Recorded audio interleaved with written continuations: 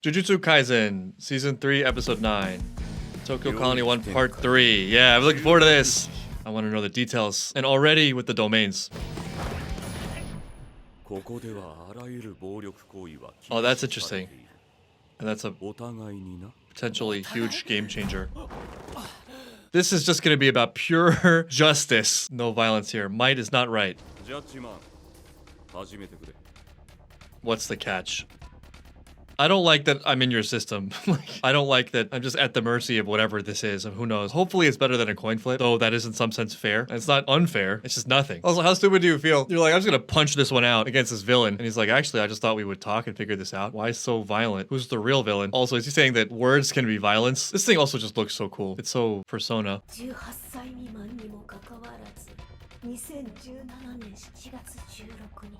Oh no. Wait, what's wrong with pachinko? Alright, that's a violation of the law. Oh, you got me. Don't lie.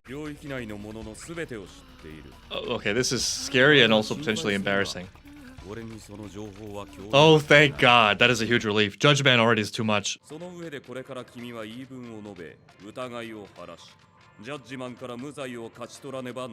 I don't gotta impress you.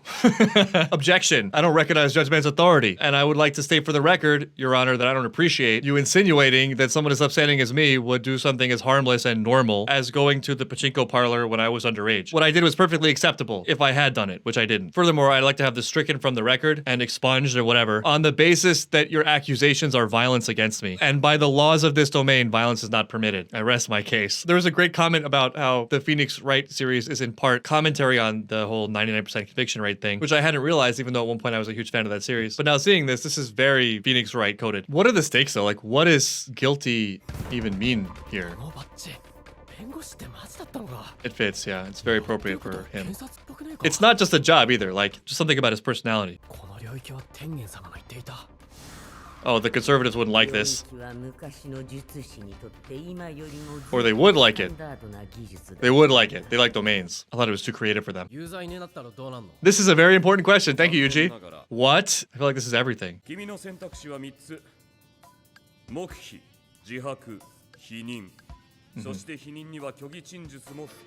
You may lie.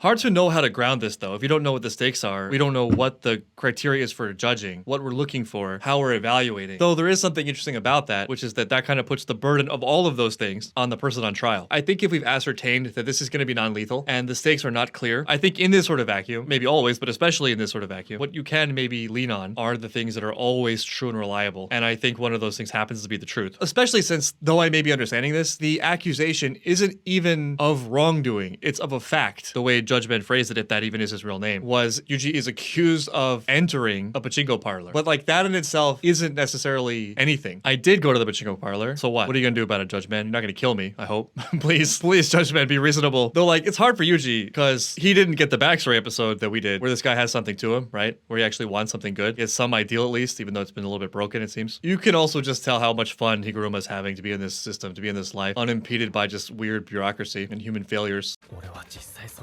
It's a fact, yeah.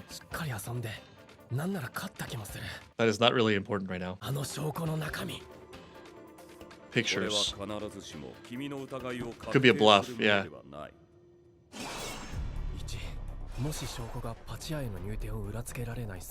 You're all free. Right, sort of like a weird, what do you call that? Prisoner's dilemma thing. Not a patron. Right. The charges are specifically was a patron there. Then lying makes it worse, probably.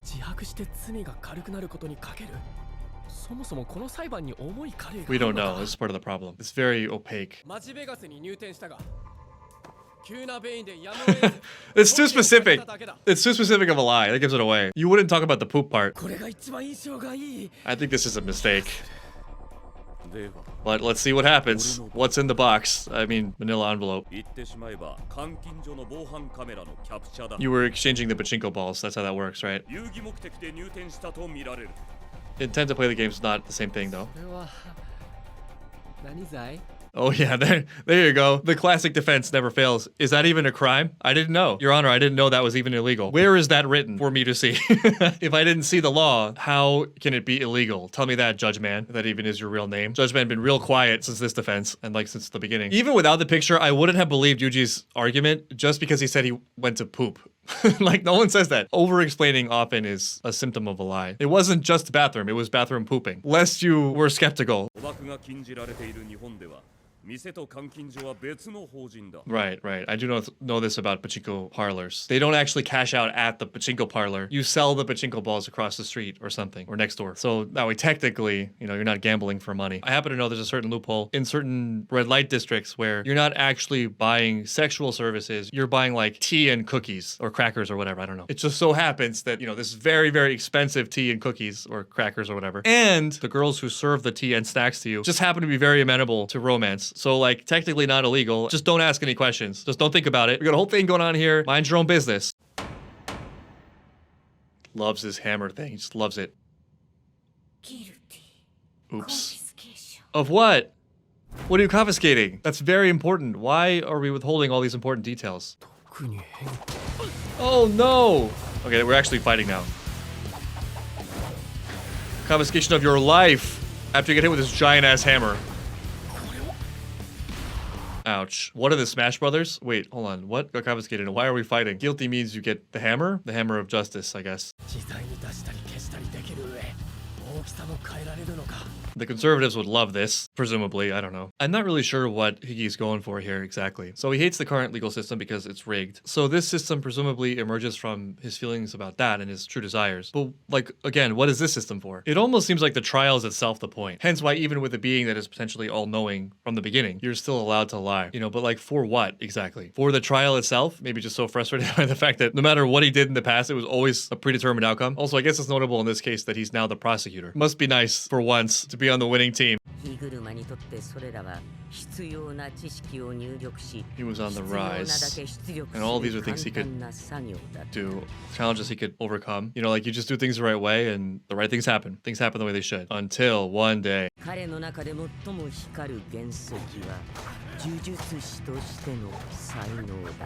he didn't realize until much later, it seems. Throw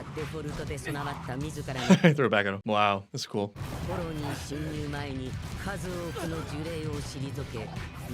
Wow, he's amazing. Wow. To handle Yuji this deftly in this short a time period is pretty outstanding. You cannot run it.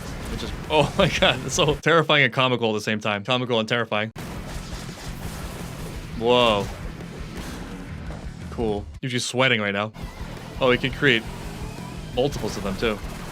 As bullets, just straight up hammer bullets. Pretty cool. Wow. I don't know what I was expecting, but it wasn't this. I was like, this will be an interesting talking Jujutsu episode, and then hammer bullets. Is that not confiscation? Temporarily, that's a huge relief. Jay's on the stage. Why is there a bath up here? Wow, he really gets the full use out of this hammer. Damn, what a beast. He is. That's interesting phrasing. Especially given like the whole, what was it? Aren't they toys? Paintings. Paintings, toys, whatever. Usually just some weird doll, turns out, like Panda.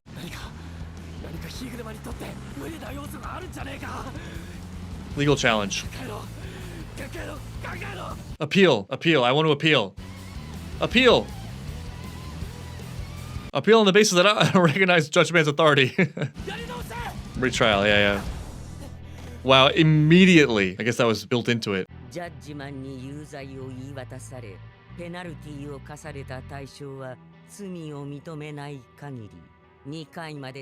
Oops. I would have died immediately. Yeah, it seems like the whole point is just winning the trial. It's not really values-based at all. Mass murder. Oh no! Yeah, this is a little bit worse than entering a pachinko cash exchange. Oh. Wow, this is different, yeah. I mean, yeah. This is different. I mean, he's like, whatever. Thanks. I welcome it. Here's something else has to come into play, right? I like how intuitively obvious the difference is in how you'd handle those two things, right? In terms of the significance to Yuji, what it says about him. The first accusation was so minor. Who cares if I'm guilty or not? Really? Whatever, I'm just gonna play the game, I guess. But yeah, the other thing, there's no running from that. It's nothing to game. But also, I mean, I don't know if that was a retrial necessarily. That was sort of a new trial entirely. I'm not a huge fan of Judge Man, to be honest. I don't recognize his authority.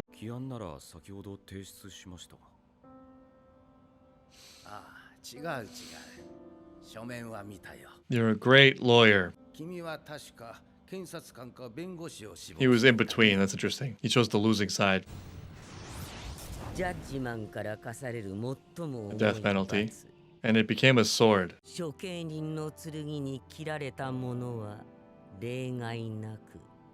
The conservatives wouldn't like this, or would they? Tengen seems to say they wouldn't because this is sort of new school and like everyone's over-focused on domain killing, but like, I don't know, this feels appropriate. They love killing kids. And I think the killing the kids probably wins out. So yeah, the conservatives would like this.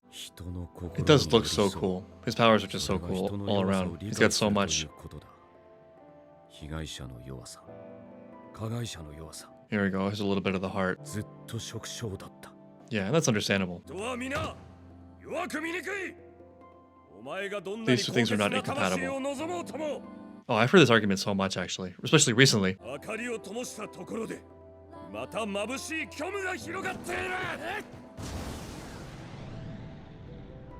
I think that's also a path that Yuji has gone down, like significantly. You're not going to tell him anything new there. He's already struggling with it. I think he's just exhausted. Even with the best of intentions and even knowing logically that living in a certain world gives you a skewed perspective of the world, that you can't extrapolate what you see into the whole. Just psychologically that wears on you and you think that's just what it is. And that's what people are. That's what life is. And so dealing with people who are accused of the very worst crimes and seeing them in their worst moments of life, I imagine that it's hard to bear and hard to stay grounded. This is a phenomenon that is universally applicable. The things we're exposed to the most, the things we consume the most, whatever, that ends up occupying a disproportionate amount of our expectations for what the world is. You know, clearly that's not all it is. Clearly it's not just weakness and depravity. In fact, I think those arguments, as I most see them, are not so interested in the reality of things, but are more self-interested arguments. Because in a way, even though it seems like it would be more painful if life just was terrible and people were terrible, it actually probably is harder to believe life can be good and people can be good, and therefore not be able to so easily write it off or give up on it, and also to bear the responsibility of you having to sort of uphold and contribute to that. There is that quote, our fear is not that we are worthless, but that we are greater than our wildest dreams, or whatever it is. It is kind of cliche, but I think there's definitely something to that. This sort of nihilistic nothing matters, people are parasites, whatever. That's not pleasant. I don't think anyone really likes that. In fact, it's sort of marketed as like a sign of intelligence that I accept it even though it's painful, when really, to get deeply into it, it's super reductive. The more difficult thing is like, actually things have stakes, things matter. There is a clear good and bad. Like I can so clearly feel a good and bad. We all generally have a radar for good and bad that, you know, is sort of beyond us. It's instinctual from birth. The cultural differences are so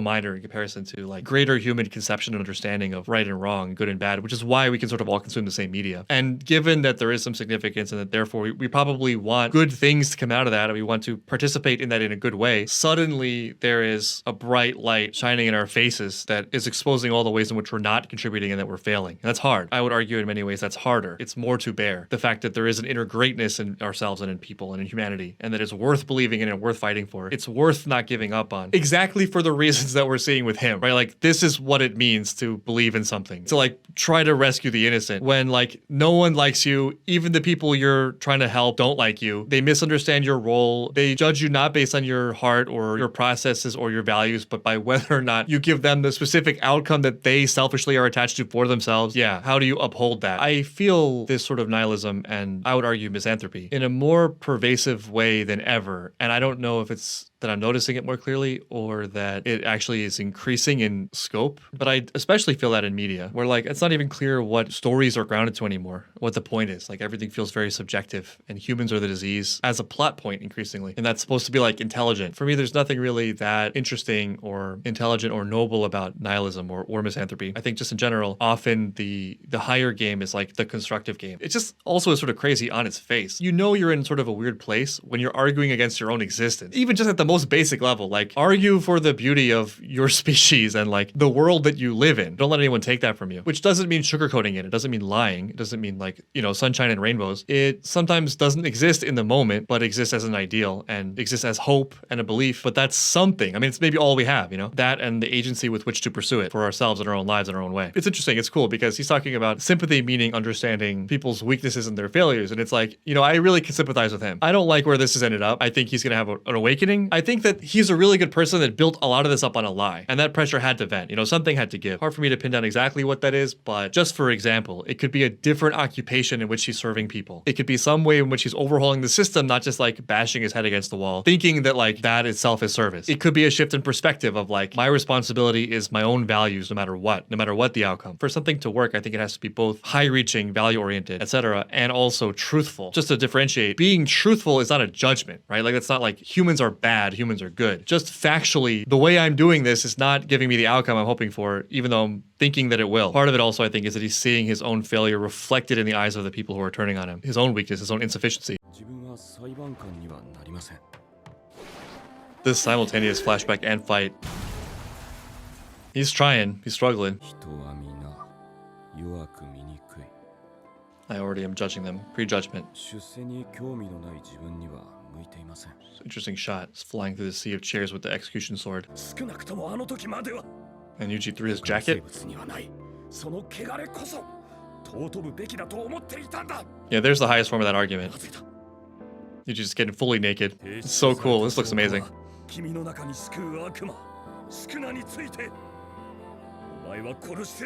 He took responsibility for it, which is real strength. It's hard. Speaking of which, he put it away at the last minute. He could have killed him, maybe. Second thoughts. That looks so painful. That was really well done. I felt that impact. Why'd you give up? You should have swung it at me. Thought we were fighting.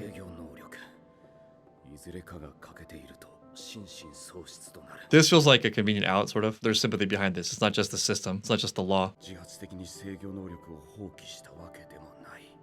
This is true, yeah. I don't know, there's something about it that's not the right question.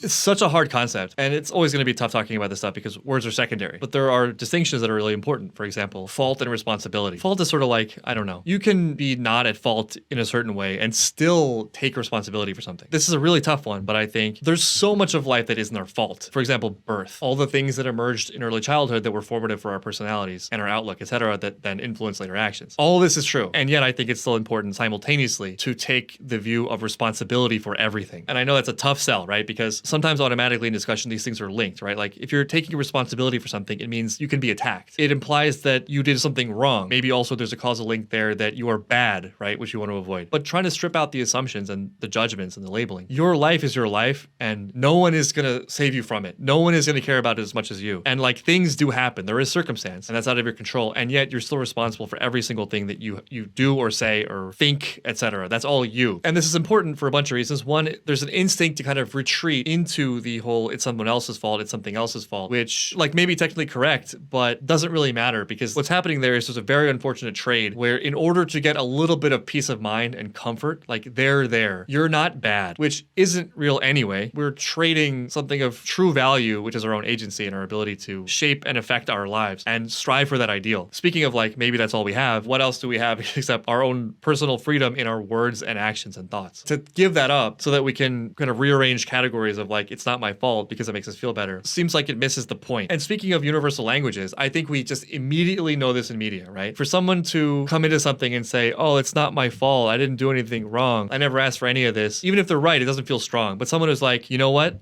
I like played a role in this and I'm going to do whatever it takes to see this doesn't happen again and that I learn from this and improve from it or, you know, whatever it is. And I'm going to like go beyond that. I'm going to try to make this right. Just immediately there's that feeling of respect of like, you didn't have to do that, right? You didn't have to rise to that level. You didn't have to take responsibility there. It would have been acceptable by most standards to just say like, it's not my fault. Just exploring this, I mean, like technically you could probably justify anything through circumstance, right? Like, well, I did this terrible thing because of this and that in my past that led me here, right? And that's all technically true, but also sort of doesn't matter. Because what's the outcome? There's no no choice at all then. You know, it's just we're all victims. There's no striving then. So I think the right thing to do is push back in the other direction towards freedom of choice and towards responsibility and like actively trying to think higher and actively pushing towards those ideals, not running away from truth, etc. I think Yuji's confession falls in that category. It's not his fault. And yet, you know, that's sort of not enough. Just I find myself, right, like anytime I'm making excuses like this, I just feel weaker. It's interesting how far that goes. It's like everything. Anytime I'm trying to tell myself this thing doesn't matter, or this thing isn't my fault, or this thing is just stupid, I can't like get away cleanly from it. I just know I'm making a mistake somewhere. I just feel it.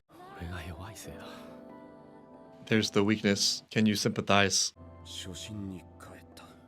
He was a believer. Believers fall the hardest sometimes. Yeah, why are you naked, bro? Wow, that worked out. We reached him. No, not a huge surprise, right? He was a good guy. He's just broken a little bit. He had a rough time, understandably.